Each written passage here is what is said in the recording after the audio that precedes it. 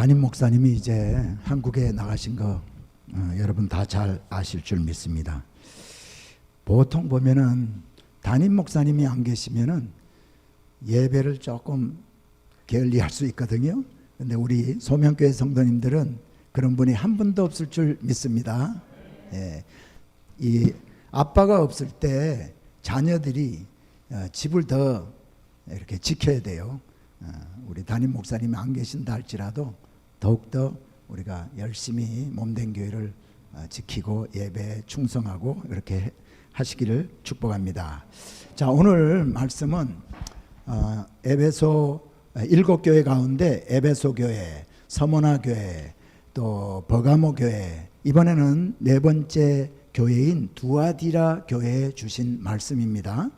자, 두아디라라는 도시는 에베소라든가 서머나라든가 또는 버가모에 비해서요 별 볼일 없는 그런 작은 도시입니다. 정치적으로나 종교적으로 어느 면에서도 두각을 나타내지 못하는 그러한 조그만 그러한 도시였어요. 그래서 버가모에서 남동쪽으로 터키 지도가 이렇게 있으면은 버가모가 있고, 이제 에베소에서부터 말씀을 드리면 에베소가 있고요. 그 위에 서머나가 있고, 그 위에 또 그렇죠. 서머나가 있고 버가모가 있고, 버가모에서 남동쪽으로 한 35마일 정도 떨어져 있는 곳에 있는 도시인데 별로 이렇게 특별히 얘기할 게 없는 그러한 별 볼 일 없는 도시가 바로 두아디라다. 성경에서도요 이 두아디라라는 곳에 대해서 딱 두 번 언급이 되고 있어요.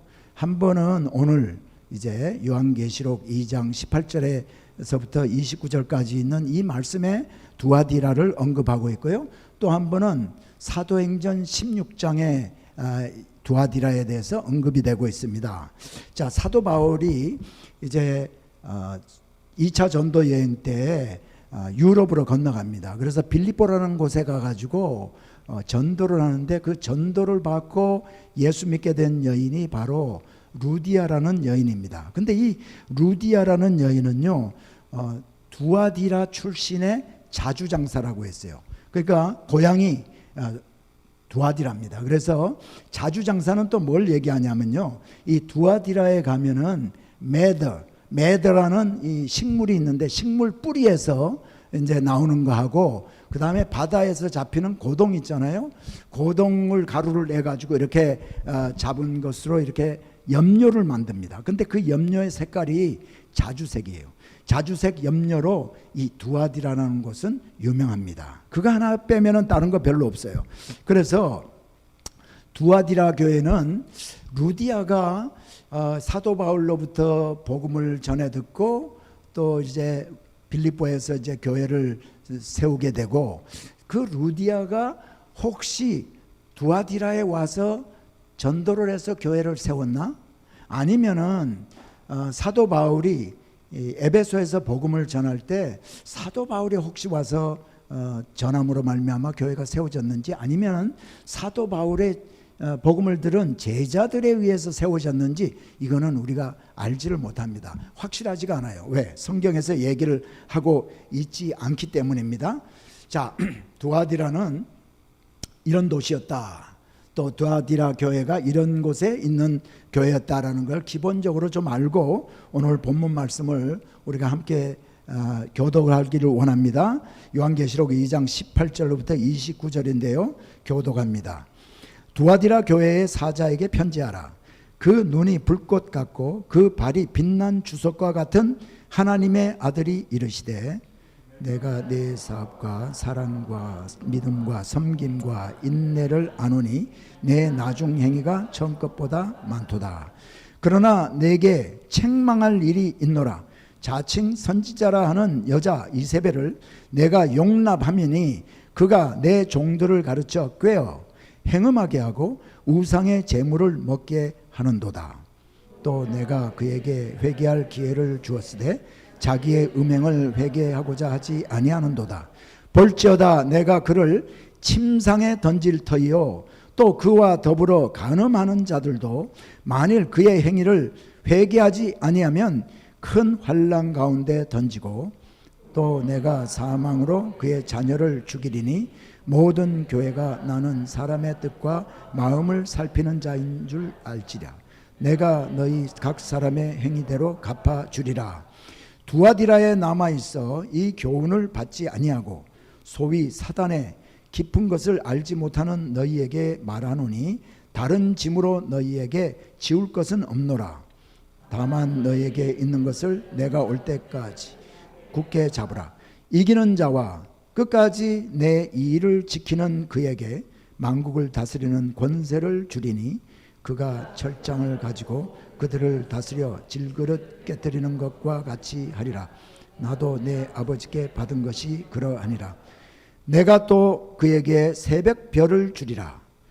귀 있는 자는 성령이 교회들에게 하시는 말씀을 들을지어다. 아멘.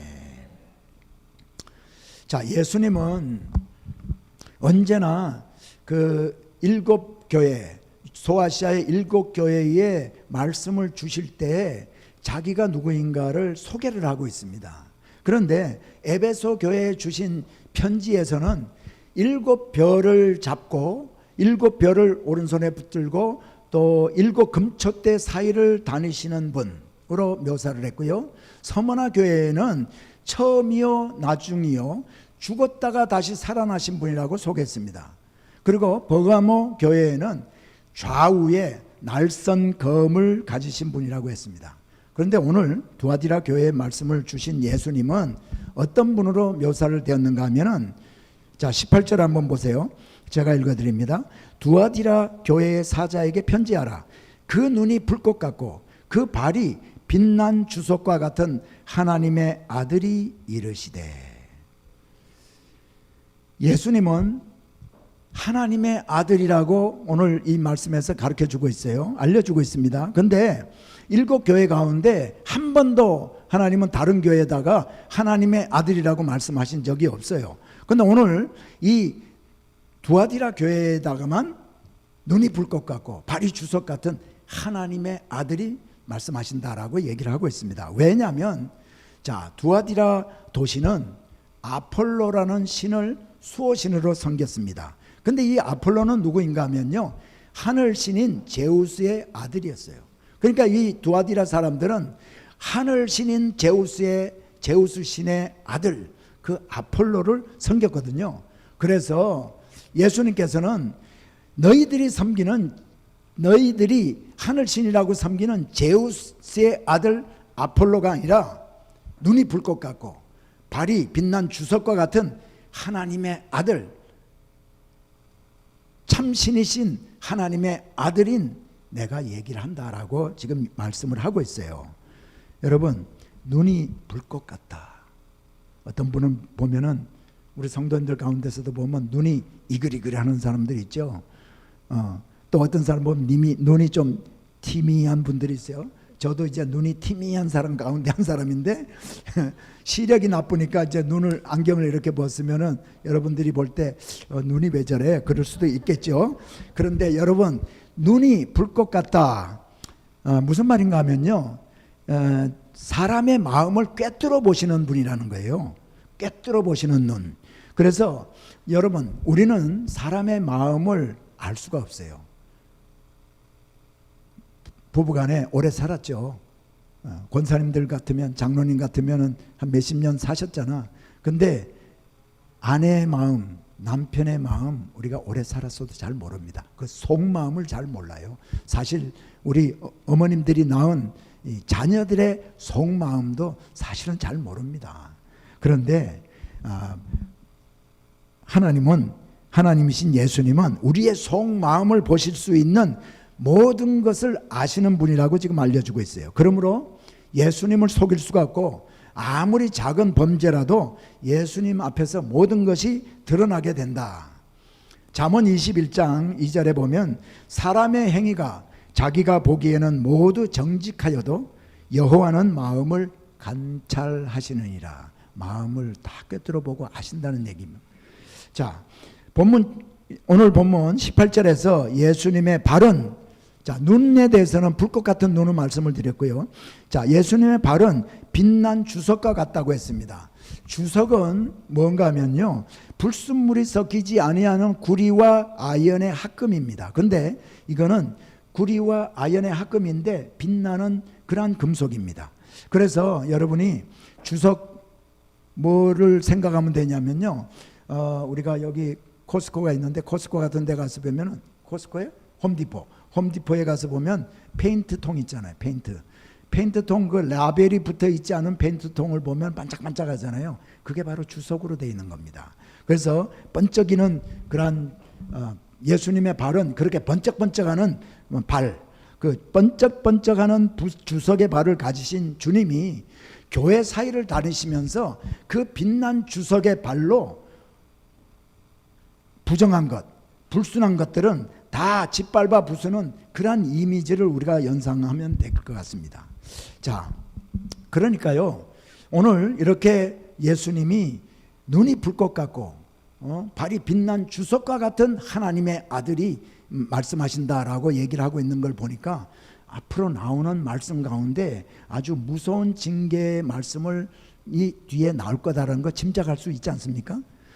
그런데 사실 예수님은 우리를 사랑하셔서 십자가에서 죽기까지 하신 사랑의 주님이십니다. 할렐루야. 그러나 동시에 우리를 그토록 사랑하시는 예수님은 악인을 징계하시는 심판자이심을 우리는 꼭 기억해야 합니다. 잠언 21장 12절에 보니까 의로우신 자는 악인의 집을 감찰하시고, 의로우신 자는 우리 하나님이십니다. 예수님이십니다. 의로운 자는 악인의 집을 감찰하시고 악인을 환난에 던지시느니라.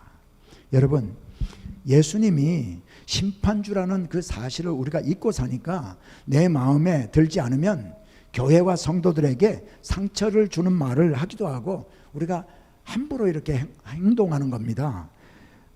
예수님이, 그런데 얼마나 오늘 말씀을 보면 예수님이 얼마나 지혜로우신 분인지 몰라요. 항상 보니까 저번 그 에베소 교회, 또 뭐 서머나 교회, 버가모 교회 할 것 없이 모든 교회에 말씀을 하실 때 책망하시기 전에 무슨 말씀 먼저 하시냐면요, 이 칭찬하는 말씀을 먼저 하세요. 우리도 이런 거는 좀 배워야 될 것 같아. 우리 자녀한테 책망할 일이 있으면 먼저 불러가지고 조용히, 야, 너 참 이런 거는 잘하는 것 같더라 하면서 칭찬 해줄 게 없으면은 그냥 아주 억지로라도 발견을 해가지고 칭찬을 해주고, 너는 아빠 닮아서 잘생겼어 라든가 이렇게 칭찬을 해주고 나서 책망의 말을 할 때 그 책망하는 말에 귀를 기울이게 되는 겁니다. 자, 예수님이 그래서 칭찬의 말씀을 두아디라 교회에 먼저 해주고 계세요. 19절입니다. 내가 내 사업과 사랑과 믿음과 섬김과 인내를 아노니 내 나중 행위가 처음 것보다 많도다. 여기에서 내 사업과 했잖아요. 이 사업은 비즈니스를 얘기하는 것이 아니라 예수 믿는 사람들이 하는 모든 행동들, 모든 행위들을 말하고 있어요. 그러니까 어떤 면에서는 이 뒤에 나오는 사랑, 믿음, 섬김, 인내를 전부 포함하는 너 행위 참 옛날 처음보다도 지금이 너무나 좋아, 너무나 성숙해. 믿음도 좋아졌어. 사랑도 얼마나 처음보다도 지금 사랑이 더 이렇게 많은지 몰라. 이런 얘기를 하고 있는 겁니다. 환난을 당해도 참 인내하는 인내가 너무 이제는 아주 그 많은 것들을 포용하고 인내하는 그런 사람이야 하고 칭찬을 해주고 있습니다. 여러분, 에베소 교회에다가는요 뭐라고 그랬어요? 처음 사랑을 버렸다라고 책망했어요. 근데 두아디라 교회에게는 나중 행위가 처음 것보다 더 많다라고 지금 칭찬을 하고 있습니다. 여러분, 소아시아의 다른 교회도 다 마찬가지였지만은 이들이 처음 예수를 믿기 시작했을 때보다도 예수 믿는 환경이 세월이 흐르면서 점점 더 악화가 되었습니다. 핍박도 좀 심해지고 그리고 불이익도 많이 받게 되었습니다. 그러니까요, 여러분, 우리가 일반적으로 한번 생각해 볼 때 이렇게 핍박이 많아지고 불이익도 많이 받게 되고 그러면은 믿음 생활 점점 게을리하게 되고 주님을 신뢰하기보다는요 세상에 점점 가까이 가는 것, 어떤 면에서는 우리가 좀 이해할 수 있는 그런 상황입니다. 그런데 두아디라 성도들은 처음보다 더 많은 사역을 하고 더 단단한 믿음을 가지게 되고 더 헌신적으로 교회와 이웃을 섬겼습니다. 그리고 환난을 당할 때에도 인내하며 무너지지 않았음을 예수님이 지금 인정하면서 칭찬을 해주고 있습니다. 그러니까요, 두아디라 교회는 훌륭한 교회였습니다. 그리고 성도들은 참으로 칭찬받을 만한 그러한 성도들이었어요.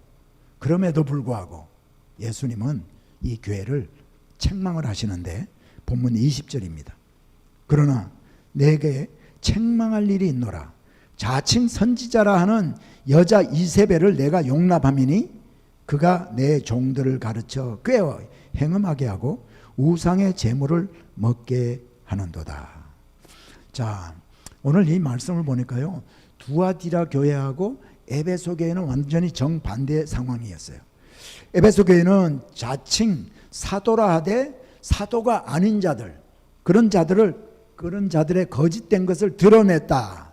그런 반면에 두아디라는 자칭 선지자라고 하는 이세벨을 용납을 했다라고 얘기를 하고 있고, 두아디라 교회는 처음보다 또 모든 면에서 성장했다고 칭찬을 들었지만은 에베소 교회는 처음 사랑을 잃어버렸다라고 책망을 들었어요. 그러니까 에베소 교회에서 책망 들은 거는 여기서 두아디라 교회에서는 칭찬을 듣게 되고, 거기에서 칭찬했던 것은 여기에서 책망으로 바뀌게 되는 거예요. 참 교회가 이런 교회도 있고 저런 교회도 있는 것을 우리가 보게 됩니다.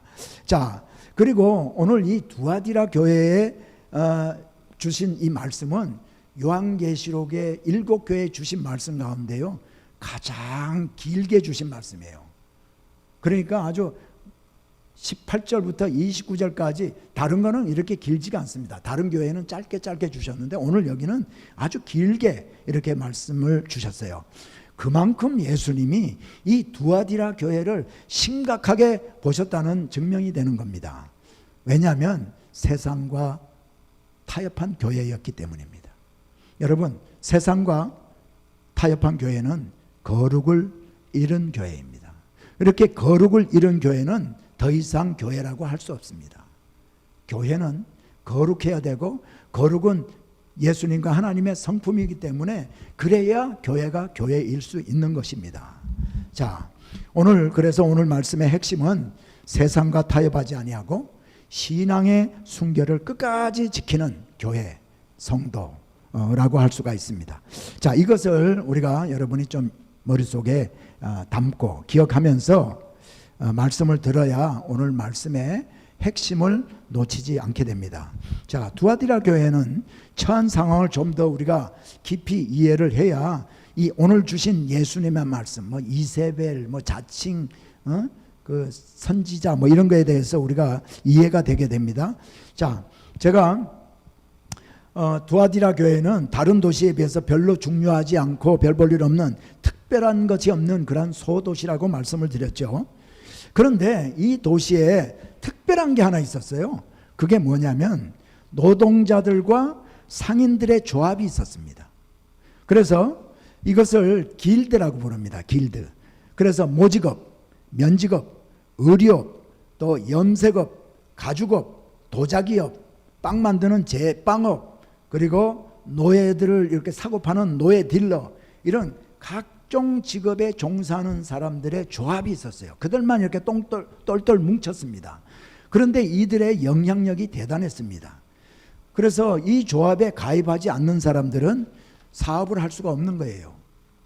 왕따를 시키니까, 따돌리니까. 그래서 사업도 못하고 직업도 갖기가 힘들어요. 그러니까 이 조합에 가입을 하지 않으면, 길드라는 이 조합에 가입하지 않으면 먹고 살기가 힘든 겁니다.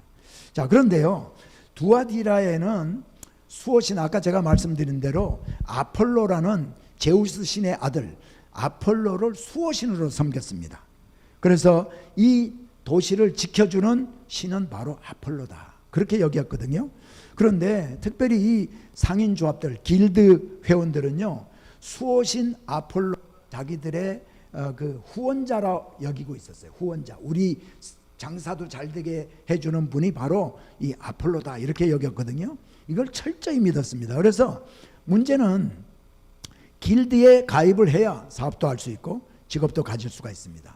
이 길드 회원이 되었다라는 말은 수호신인 그 아폴로에게 제사를 드리고 또 제사 드릴 때 올라갔던 제단에 올라갔던 그 제물을 함께 먹으면서 축제에도 참석해서 우상 숭배에서 일어나는 모든 행음을 포함한 모든 종교 행위를 다 같이 해야 된다는 겁니다. 자, 여기에 이제 문제가 등장하는 거죠. 자, 예수 믿기 전에는 아무런 부담 없이 그들이 길드에 가입이 되어 가지고 아폴로를 섬기고 뭐 별일 그들이 하는 종교 행위를 다 했습니다. 근데 길드 회원이었던 이러한 사람들이 이제 예수를 믿게 되니까 예수 믿은 후에는 갈등이 생기게 됩니다. 왜냐하면 하나님의 말씀이 우상을 섬기지 말라고 했으니까, 나 이외에 다른 신을 섬기지 말라고 했으니까 이제 갈등이 생기게 됩니다. 그래서 길드에 속해서 수호신으로 섬기며 살 것인가, 아니면은 이제부터는 그리스도인으로 살 것인가, 이런 갈등을 하게 되는 거죠. 그런데 길드 그리스도인으로 살려면 길드에 이제 가입할 수가 없어서 경제적인 손실을 많은 불이익을 감수해야 했습니다. 사업도 할 수 없는 형편에 처하게 됩니다. 자, 그런데 예수님의 칭찬하신 이 말씀을 볼 때에요, 이 교회에는 분명히 길드 조합에 가입하지 않고 그리스도인다운 삶을 사는 사람들이 있었다. 그래서 아까 내 사업과 내 사랑과 믿음과 이런 것들을 다 칭찬하는 것을 보할 때 이런 사람들이 있었다는 겁니다. 그리고 그들은 처음보다도 점점 더 모든 면에서 믿음이 성숙해지고 했다는 것을 우리가 짐작할 수 있지 않습니까? 자, 그런데 이 교회에 이제 우리가 그 당시의 교회는요, 그렇게 오늘날처럼 수천 명이 되는 교회가 아니라 이때는 AD 한 90년, 92년 이 당시였으니까 예수님이 이후에 한 60년, 60년 정도 됐을 교회니까 다들 가정교회 수준의 교회였을 거예요. 그런데 이 교회에 그 자칭 선지자라 하는 여인이 있었어요. 자칭 선지자.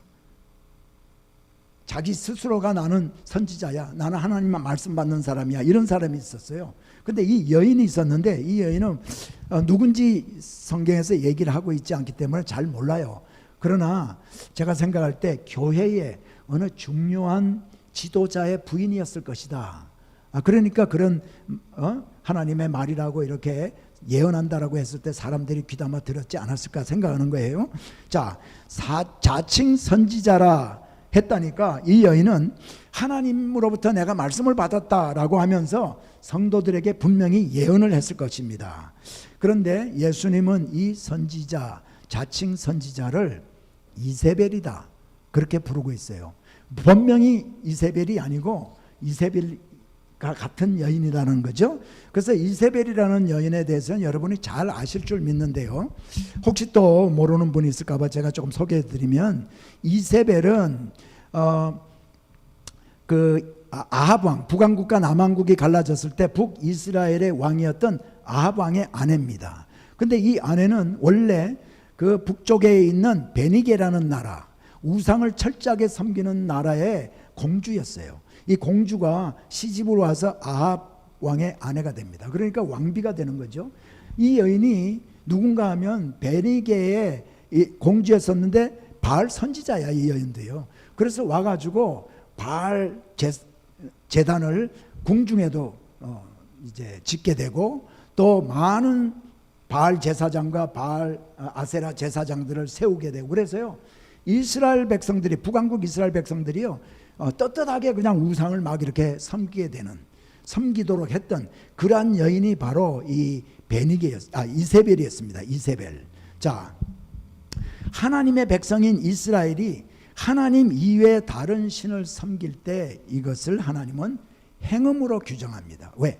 하나님 한 분만을 섬겨야 되는데 하나님 아닌 다른 신을 섬기는 것을 마치 우리가 아내가 남편이 있음에도 불구하고 다 밖에 나가서 간음을 하는 것과 똑같다라고 여겼기 때문에 이것을 행음이다 이렇게 규정을 합니다. 그리고 또 바알을 비롯한 모든 거짓 선지자들에 대한 숭배 행위에는요, 성적인 음란 행위가 일반적으로 많이 행해졌어요. 그래서 나중에 보면 고린도에서도 아프로디테라는 그 신전에 있는 여 사제들이요, 매춘 행위를 자기들하고 이렇게 이렇게 같이 성적인 이런 잠을 같이 자거나 이러면 축복받는다 그러고 돈 받고 이런 것들 행해 주기도 했거든요.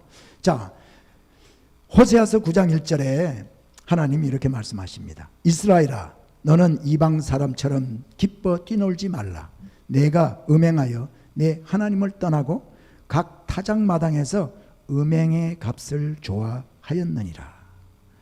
자, 아합의 아내 이세벨이 바알을 섬기게 해서 이스라엘로 하여금 행음하게 한 것처럼 이 자칭 선지자도 두아디라 성도들로 하여금 우상 숭배를 하도록 부추겼다. 그런 의미에서 이 자칭 선지자를 예수님이 이세벨이라 이렇게 부르고 있습니다. 자, 두아디라 교회는요, 사실 버가모보다 더 심각합니다. 버가모에도 행음하고 음행하는 이런 얘기 지난주에 제 말씀을 드렸지 않습니까? 근데 이 버가모보다 이 두아디라 교회가 문제가 더 심각해요. 자, 버가모 교회는 잘못된 교리와 사상이 은근히 스며들어 가지고 그것을 지키는 자들이 있었습니다. 몇 지키는 자들이 있었지만 두아디라 교회는요, 자칭 선지자라 하는 여인이 이 교회 안에 있어서 하나님의 말씀이라고 하면서 잘못된 것을 가르치는데도 불구하고 그것을 교회가 용납하고 있었어요. 그걸 못하도록 제지를 하지 아니하고 허락하고 있으니까 이 여인을 통해서 얼마나 많은 성도들이 이제 실족을 하게 되겠습니까? 그렇기 때문에 예수님이 더 심각하게 여겼습니다.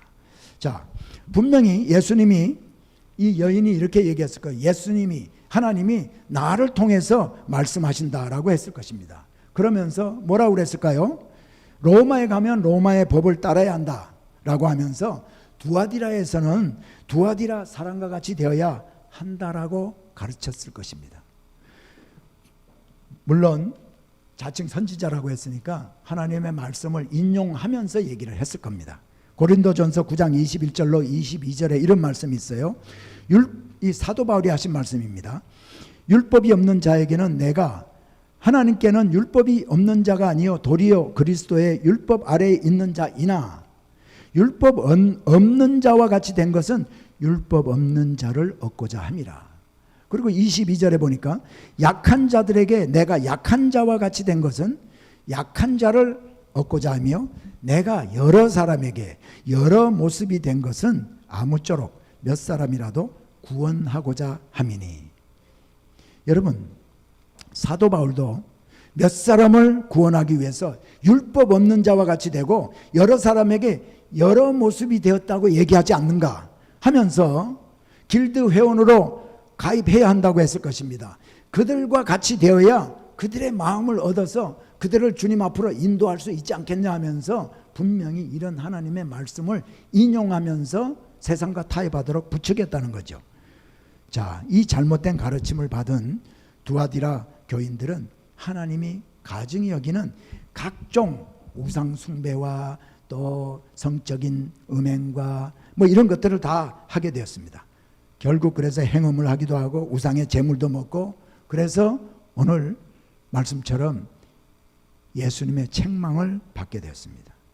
자, 그러면 두아디라 교회가 이렇게 된 원인이 무엇일까? 우리 한번 생각해 보려고 해요. 첫째는 거짓 선지자인 것을 분별하지 못했습니다. 거짓 선지자. 열왕기상에도 보면요, 열왕기상 13장에 보면은 베델의 북왕국에 여로보암이 금송아지 제단을 세워 놓았습니다. 이거 하나님이 기뻐하지 않는 걸 했어요. 그런데 유다에 있는 어떤 늙은 선지자를 하나님께서, 하나님의 사람을 북왕국 베델에 가서 이 제단을 저주하도록 보냅니다. 그러니까 이 하나님의 사람이요, 아주 훌륭한 분이에요. 믿음이 있는 선지자였습니다. 그래서 하나님의 그 말씀에 순종해서요, 혈혈단신 혼자서 북왕국 베델에 와가지고 거기서 제단에서 분향하고 있는 여로보암과 많은 백성들에게 막 저주를 합니다. 이 제단에서 불이 나와서 이 분향하는 모든 사람들을 태울 것이고 막 하면서 당당하게 저주를 합니다. 하나님의 말씀에 순종해서. 그런데요, 이 사람이 결국은 하나님의 말씀에 불순종함으로 말미암아 실패한 선지자가 되고 맙니다. 왜냐하면 그렇게 아주 당당하게 마치 엘리야가 갈멜산에서 아세라와 바알 선지자 850명과 함께 대결하고 나서 이세벨이 너를 찾는다 할 때 아주 죽기를 간청하면서 로뎀나무 밑에서 아주 풀이 죽어가지고 있었던 적이 있지 않습니까? 이것처럼 당당했던 이 선지자가요, 이제 돌아갑니다. 집으로 돌아가는데 여기 북왕국에 베델에 어떤 선지자가 있었어요. 늙은 선지자가 있는데 이 선지자가 유다에서 온 이 선지자가 아주 당당하게 하나님의 말씀을 선포하는 걸 보고 너무나 만나고 싶은 거예요. 그래서 그를 찾아갑니다. 그가 갔다는 그 길을 쫓아가서 그에게 얘기를 합니다. 내가 당신을 우리 집에 모시고 와서 대접하고 싶다. 그랬더니 이 늙은 선지자가 이렇게 얘기합니다. 하나님이 나를 여기에 보낼 때 너는 거기 가서 떡도 먹지 말고 물도 마시지 말고 가던 길로 가지도 말고 돌아서 다른 길로 오라고 했기 때문에 내가 당신 집에 못 갑니다. 이랬더니 그 늙은 북왕국의 선지자가 거짓말을 합니다. 그거요, 하나님이 나에게 말씀하기를 당신 데려다가 대접하라고 그랬어요. 그랬더니 이 늙은 유다에서 온 선지자가, 하나님의 사람이 그랬어요? 그러고 그 집에 가서 밥을 먹고 돌아오다가 사자에 물려서 죽게 됩니다. 여러분, 이 하나님 말씀에 순종했던 이 훌륭한 선지자가 결국은요 실패한 선지자가 되고 맙니다. 여러분, 왜 그랬을까요? 하나님의 말씀인지 아닌지 분별하지 못했기 때문입니다. 여러분, 이런 훌륭한 선지자가 그랬다면 우리는 어떨까요? 우리도 여러분 분별해야 합니다. 근데 두아디라 교회 성도들이요, 자칭 선지자라는 이 여인의 말을 하나님의 말씀으로 믿고 했기 때문에, 분별하지 못했기 때문에 실패했죠. 여러분, 오늘날 하나님의 말씀이라고 하는 말씀들이 세상에 얼마나 많이 난무하고 있는지 모릅니다. 유튜브에 딱 들어가면 얼마나 많은 죄종들의 설교가 있고, 또 주일 예배, 또 뭐 금요 예배, 뭐 부흥 집회, 이런 그 영상을 우리가 수도 없이 만나볼 수가 있습니다. 그리고 그것뿐만이 아닙니다. 그런 목사님들의 설교를 비난하고 비평하는 그러한 유튜브도 얼마나 많은지 모릅니다. 저는 지난 2월 말 정도부터 우리가 대면 예배를 할 수 없게 됨으로 말미암아 아침마다 새벽마다 이제 우리 아내와 우리 둘이서 새벽 예배를 이제 새벽에 일어나서 이제 해오고 있어요. 그런데 처음에 이제 찬송 한 두세 곡을 이제 부르고 그 다음에 훌륭한 목사님들의 설교를 이렇게 듣습니다. 그리고 설교 끝나고 나면 한 30분 이상 우리가 기도를 하고 매일 하루를 시작을 해왔어요.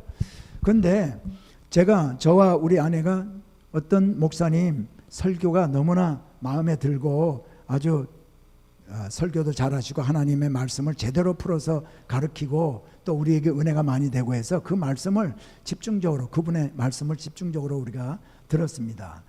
그러니까 하루에 일주일에 6번이니까요 52주니까 1년이면 300, 지금 한 1년 조금 넘었잖아요. 근데 300편 이상의 설교를, 그분의 설교를 들었거든요.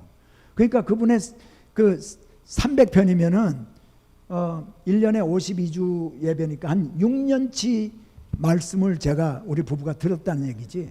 근데 그분의 그런 많은 설교 말씀 들으면서 은혜를 많이 받았는데 어느 날 우리 아내가 저에게 어느 영상을 또 이렇게 갖다 보여주더라고요.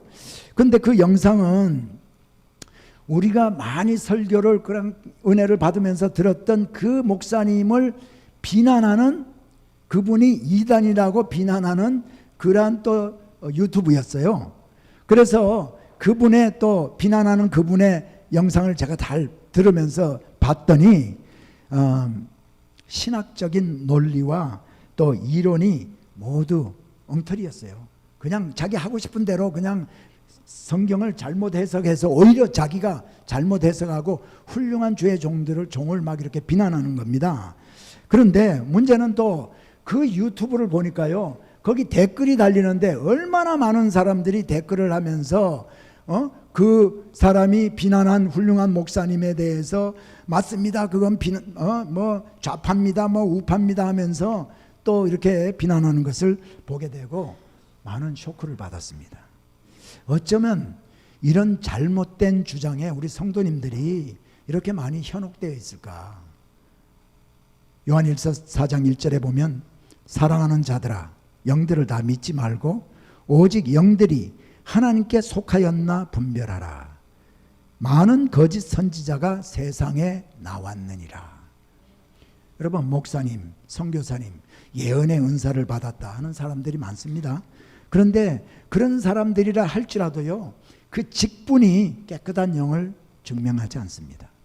오늘날 너무나 많은 거짓 종들이 있습니다. 그래서 우리는 분별할 수 있어야 합니다. 아니, 분별해야 합니다. 두아디라 교회는 거짓 선지자를 분별하지 못해서 주님으로부터 책망을 받았습니다. 우리들도 똑바로 정신 차리지 않으면은요, 열심히 교회 다니고 열심히 하나님 앞에 예배하고 이렇게 하고서도 실패한 인생이 됩니다. 영들을 분별해서 바른 믿음을 가지는 성도님들이 다 되시기를 예수 이름으로 축복합니다. 두 번째는요, 이 두아디라 성도들은 진리보다도 자기에게 유익한 편을 선택했습니다. 자, 두아디라 교회 성도들은 두 가지 중에 하나를 선택해야 했습니다.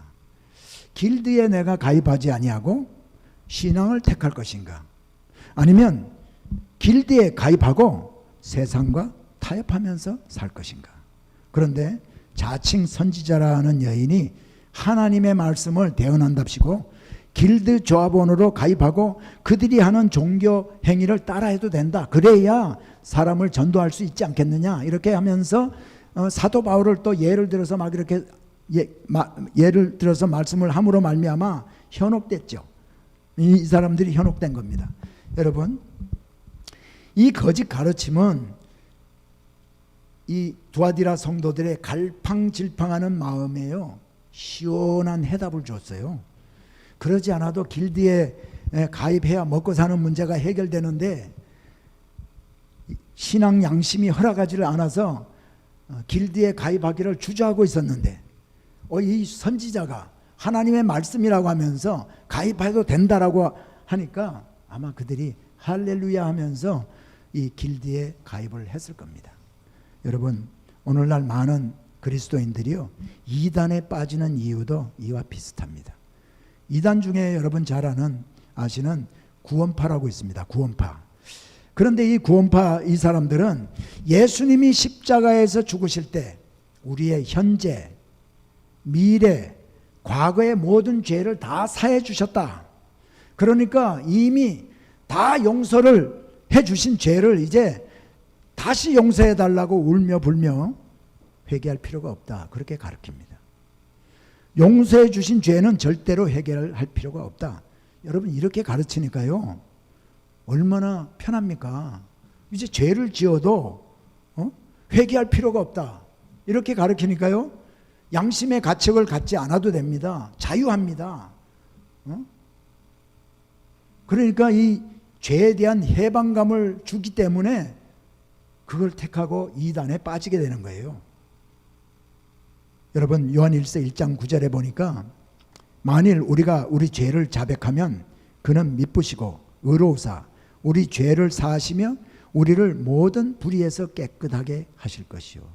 여러분, 여기에서 얘기하는 우리의 죄를 자백하다, 우리의 죄는요, 매일매일 우리가 생활 가운데서 짓는 그런 자범죄를 얘기하는 겁니다. 그래서 우리가 오늘도 사람들에게 상처 주는 말을 하고 잘못된 행동을 내가 했다면 그것을 하나님 앞에 회개할 때 하나님은 그것을 기억도 하지 아니하시고 종 같은 죄를 아주 양털처럼 눈같이 하얗게 해주신다는 것이 바로 하나님의 말씀이에요. 그런데 구원파 이단은 여기에서 말하는 죄, 원죄다, 원죄. 그래서 원죄를 한번 자백하면 그 다음부터는 모든 불의에서 깨끗하게 해주신다. 이렇게 주장을 하고 있습니다. 잘못된 해석입니다. 그런데 잘못된 해석인데 이거를 붙들면 죄에 대해서 부담을 가지지 않아도 되는 해석이에요. 그래서 사람들이 이 구원파 이단에 현혹되는 겁니다. 진리를 외면하고 자기의 유익을 택하면 결국 망합니다. 여러분, 이단을 쫓은 결국은 사망인 줄 믿습니다. 사실 재물의 중요성, 필요한 것 우리 모두 인정합니다. 재물은 우리들에게 당연히 있어야 되는 겁니다. 그래서 우리가 경제활동도 하고 그렇게 하는 거예요. 그런데 문제는 우선순위의 문제입니다. 우선순위를 하나님께 두면 재물로 인해서, 명예로 인해서, 육신의 안위를 위해서 진리를 떠나지 않게 됩니다. 그래서 사도 요한이 요한복음 17장 16절부터 17절에 그 하나님의 예수님의 말씀을 이렇게 말씀하십니다. 내가 세상에 속하지 아니함 같이 그들도 세상에 속하지 아니하였사옵나이다. 그들을 진리로 거룩하게 하옵소서. 아버지의 말씀은 진리이니이다. 여러분, 하나님의 말씀만이 진리입니다. 우리는 세상에 살지만 세상에 속한 자들이 아니기 때문에 신앙의 순결을 지켜야 합니다. 손해가 되더라도 세상과 타협하지 아니하고 당당하게 진리의 말씀을 택해야 합니다. 진리인 하나님의 말씀을 떠나지 않을 때 우리가 거룩하게 되는 줄 믿습니다. 예수님은 두아디라 교회가 신앙의 순결을 지키도록 회개를 촉구하십니다. 오늘 본문 21절입니다. 또 내가 그에게 회개할 기회를 주었으되 자기의 음행을 회개하고자 하지 아니하는도다. 자, 여러 번 회개할 기회를 주었지만 회개하지 않으니까 예수님께서는요, 무슨 징계를 할지 구체적으로 그 징계를 지금 말씀해 주고 계세요. 7교회 중 이렇게 징계를 구체적으로 말씀해 주신 적이 없습니다. 오직 이 두아디라 교회에만 아주 구체적으로 징계에 대해서 말씀해 주세요. 자, 우리도 자녀에게 훈계할 때 우리 자녀들이 말을 듣지 않으면요, 구체적으로 징계를 어떤 징계를 할 거를 얘기하잖아요. 보통은 너 말 안 들으면 혼난다 이 정도인데 해도 말 안 들으면은 너 매를 몇 차를 때린다든지 손을 들고 30분을 있게 한다든지 아니면 용돈을 한 달을 안 주겠다든지 이거 구체적으로 얘기하지 않습니까? 징계 때문이라도 부모의 말을 듣게 하기 위해서 우리가 그렇게 합니다. 우리 예수님도 우리 이 두아디라 성도들, 잘못되고 있는 두아디라 성도들에게 아주 구체적으로 얘기를 해요. 22절과 23절입니다. 볼지어다 내가 그를 침상에 던질 터이요 또 그와 더불어 간음하는 자들도 만일 그의 행위를 회개하지 아니하면 큰 환난에 던지고 또 내가 사망으로 그의 자녀를 죽이리니 모든 교회가 나는 사람의 뜻과 마음을 살피는 자인 줄 알지라. 내가 너희 각 사람의 행위대로 갚아주리라. 제가요 목사가 되고 나서 처음으로 강대상에서 수건으로 닦아봤습니다. 근데 시원하고 좋네. 저는 말씀 전할 때 물도 잘 안 마시고 이거 끝나고 나면 저거 했어야 되는데 늘 했는데 오늘 내 기억하고 있다가 한번 땀이 나서 닦아봤는데 좋습니다.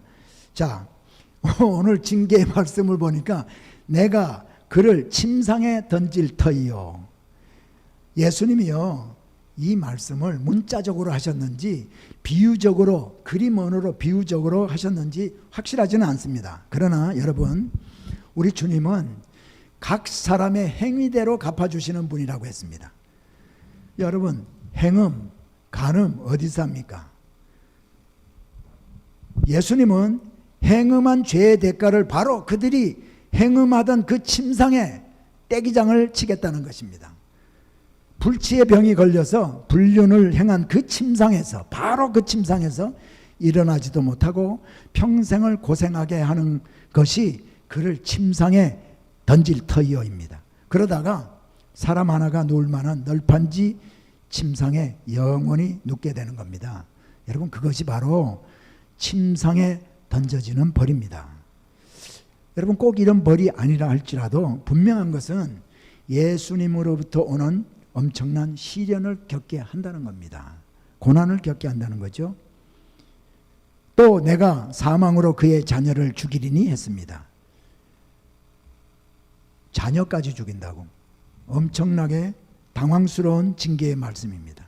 이 말씀은 육신의 자녀를 포함한 선지자의 모든 가르침을 받고 그대로 적용하면서 사는 영적 자녀, 그 제자들까지 사망으로 죽이겠다.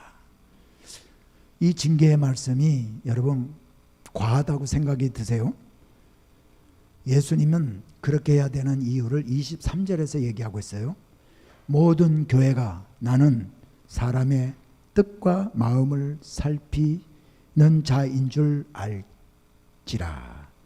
모든 교회가 예수님이 사람의 뜻과 마음을 살피시는 분인 줄을 알게 하기 위해서 그렇게 엄청난 징계를 하겠다는 겁니다.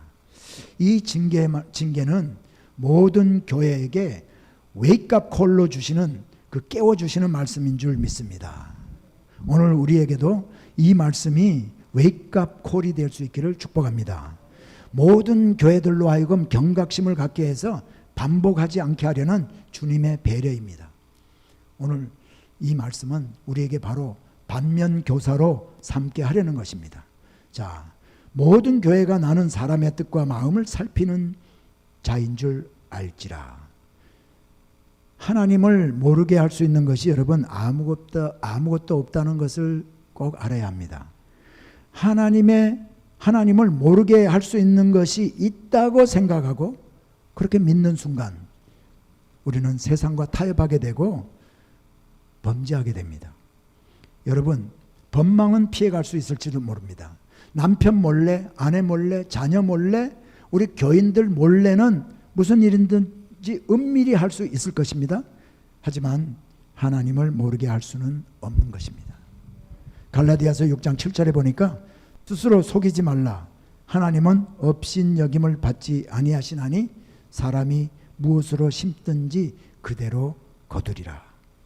마태복음 6장 3절로 4절에 보니까요, 이런 말씀하셨어요. 예수님이 너는 구제할 때 오른손이 하는 것을 왼손이 모르게 하여 내 구제함을 은밀하게 하라.